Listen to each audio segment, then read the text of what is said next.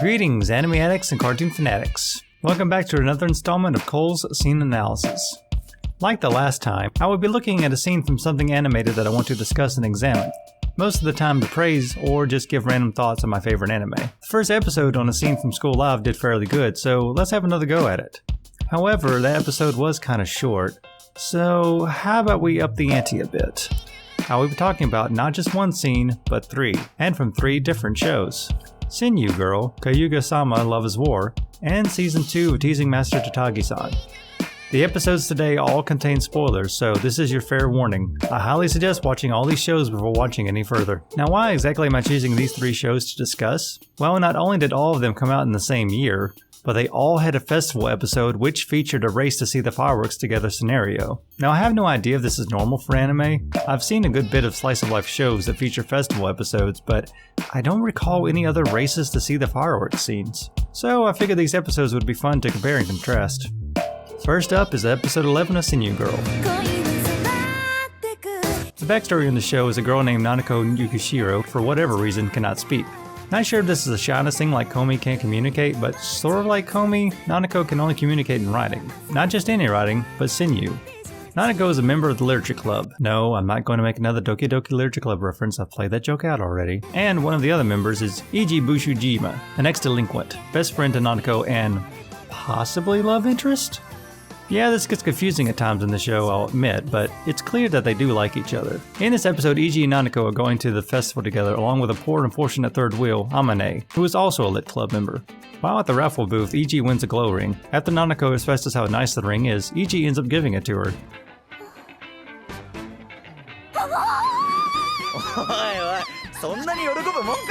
Dude, not only did you give a girl a ring, you placed it on her finger while doing so. How dense are you? Later, there is a discussion of seeing the fireworks together. But when Iji leaves to use the restroom, three classmates come and drag Nanako off for the perfect spot to see the fireworks. Since Nanako can only communicate by writing, she can't refuse and explain to them that she wanted to watch them together with Iji. Iji comes back to see Nanako missing, and remembers how she stated she wanted to see the fireworks together with him. The fireworks start as he's looking for her. This is nerve-wracking for many reasons, one being that in the crowd and the fireworks going off, it'll be difficult to find Nanako. But the added element that Nanako cannot vocally call out to Iji, even if she spots him herself, adds to the tension in the scene. But luckily he does find her, thanks to the ring that he gave her earlier that night.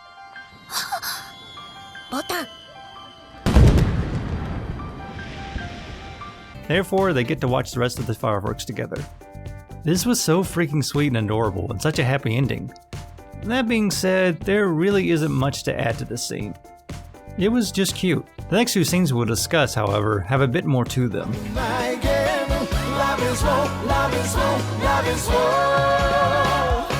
So let me explain the premise to Kaguya-sama Love is War. A really condescending perception of what falling in love really is.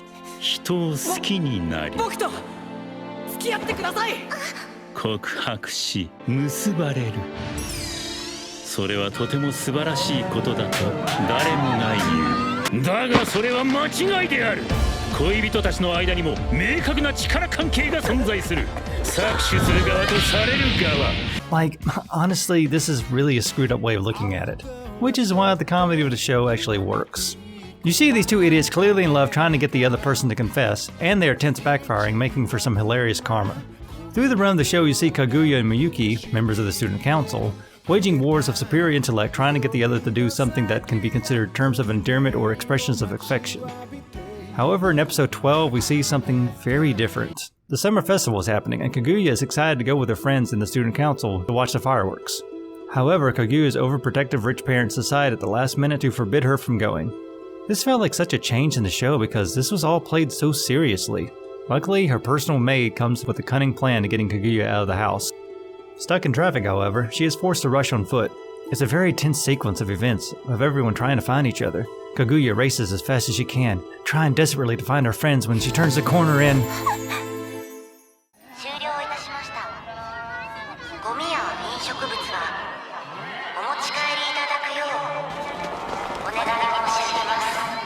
No lie, this scene is one of the most devastating shots I've ever seen. You have no idea how hard this hit me first watching. Kaguya always saw the fireworks from her bedroom far away.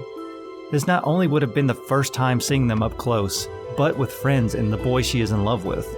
But with this shot, all that excitement and hope comes crashing down, and we see Kaguya in shambles, and the sight is so unbearable to me. 私も見たかった。花火見たと。だったら俺が見せてやる。会長。来い、篠宮。Can I just express how great this moment is? Sure, you can argue that Miyuki is trying to be suave here and is thinking he has the upper hand in the love war they've been having all this time, but look at his face.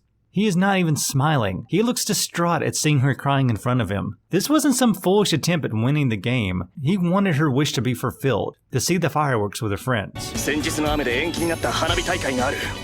木更津の花火大会は8時半までやってる。あと20分で千葉まで行けますか？知らん。だが挑戦する価値はある。 And so, yet again, another race to see the fireworks happens, this time in a car. Even more gut-wrenching and adrenaline-fueled than the first race scene. 間に合え！間に合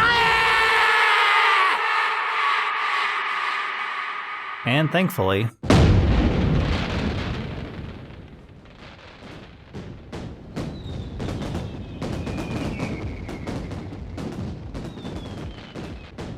this was such a feel-good moment. They fought for this moment and succeeded. That's all really good and really sweet, and that would have been enough, but this anime takes it one step further. 誰もが花火に目を向ける。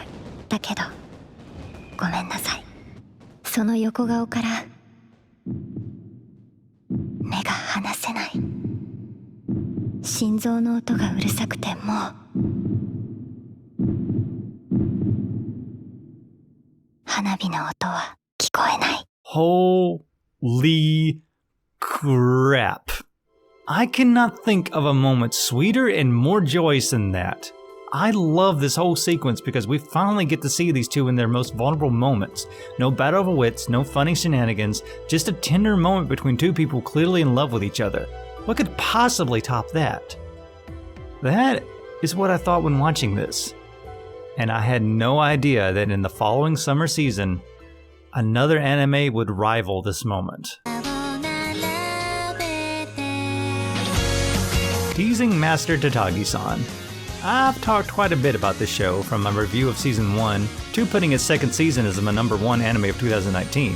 But for those who are not familiar, this show is about Nishikata and Tatagi, two middle schoolers who play games or challenges with each other that always end up with Tatagi getting the upper hand and Nishikata getting embarrassed in some way. With Season 2, however, like I stated in my top anime of 2019 video, Teasing Master Takagi-san's episodes were build up to a major plot point in Tatagi and Nishikata's relationship. We can all tell they like each other, with Nishikata being in denial about it. The scene I wanted to discuss, and once again I need to state this is all spoilers, is in the last episode, but before we discuss that, let me discuss the previous episode and some things going on in the other episodes that led to this moment. First, Tatagi has been suggesting the idea of holding hands as a way for him to winning against her. She also picks on Nishikata more and more about how often they are alone together and how often others may see them as a couple. Tatagi is basically dropping hints to get Nishikata to make his own move. The first clue was back in episode 8 when talking about how each would spend 1,000,000 yen. Tatagi's answer brings up going on vacation with the one she loves, which she then mentions a summer festival as being part of it. Tatagi nearly goads Nishikata into the idea of going to the summer festival together over questioning his skills at the ring toss game. In episode 9, Nishikata notices Tatagi is not herself and not even attempting to tease him. A failed attempt at pranking her cheers her up though. She states she was in an argument with her mother about vacation plans they had. In episode 11, Tatagi and Nishikata are sharing souvenirs from their vacations. There are many moments of Nishikata kinda just looking at Tatagi, lost in thought. Tatagi reveals that the vacation was originally planned during the summer festival. 友達と約束があったってこと？予定開けてるよ。誰かさんが誘ってくれたら一緒に行きたいなと思って。よくからかわれる誰かさん。She spelled out her intentions plainly to him, and that night it leaves him in thought. The next scene is so intense with suspense. Nishikata is walking with Tatagi to help her deliver drinks to her house. In this walk, she drops hint after hint that he needs to ask her to the festival. There are so many moments of no music as they both avoid the subject while trying to talk about the idea. The tension in seeing if Nishikata would ask her was so intense. In the end, it seems Nishikata won't ask her. But then...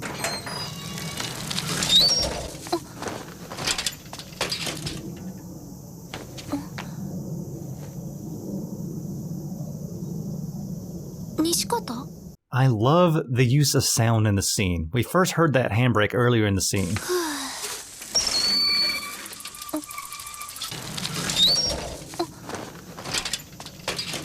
Nishikata finally gets up the nerve to ask her to the festival. And you have no idea how much this scene made me freak out. Not only did Nishikata finally man up, but Takagi can barely hide her joy and excitement, even giving Nishikata half the drinks she had bought as thanks. So then comes the final episode. Nishikata and Tatagi's date at the festival. The episode is of course more moments of Takagi teasing Nishikata as usual. Takagi this time says if they do things like they were on a date, he will win. Much like the statement of if he holds her hand, he wins. However, Nishikata is too embarrassed by the idea, even at one time nearly losing her in the crowd trying to avoid classmates that walk by. I love all these moments of trying to figure out how to win this challenge, at times looking at Tatagi's hand and getting embarrassed when Takagi notices. Yet another moment of running into classmates gets Nishikata and Takagi separated, unable to find each other. Then the fireworks start going off. Yet another moment of two people trying desperately to find each other in time, becoming even more intense with the shots of other couples enjoying the fireworks together. By the way, can we just give a shout out to Kimura for Wingman of the Year in this moment?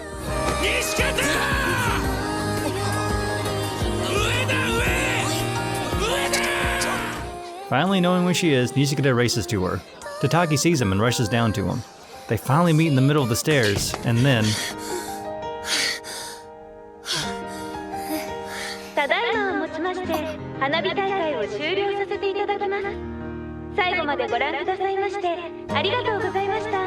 Just like in Love is War, we have a devastating moment of two lovebirds not making it in time. But unlike that moment, we know there isn't going to be a way to fix this. There are no second fireworks displays for them to rush to.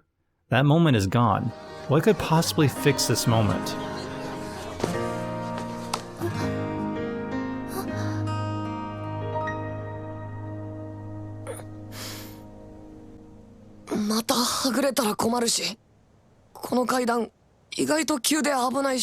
It finally happens. Shinji finally got in that dang robot.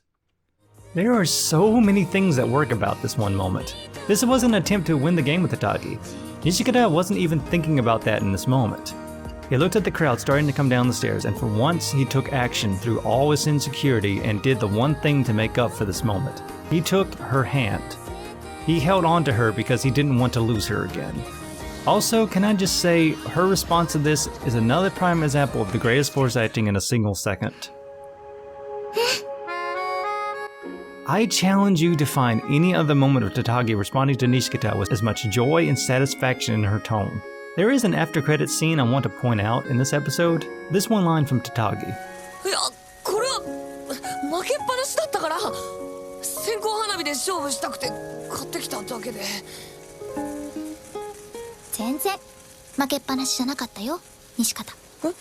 And that is what's so beautiful about how this has all played out over this season. There have been multiple times that Nishikata has been winning, from a moment of trying to reach for her attack in the dodgeball game instead of running, to the moment of him losing his grip when thinking about holding hands with her. He was taking action in those moments that revolved around her. He was in fact winning. He was winning her heart. And there you have it, 3 really well done racings of the fireworks scenes. Which one did it better in your opinion? Let me know in those comments below, and if you like this video and want more, then subscribe, like this video, as well as share it. I had a lot of fun doing this video, so I look forward to doing more soon. Till then, as always, stay animated.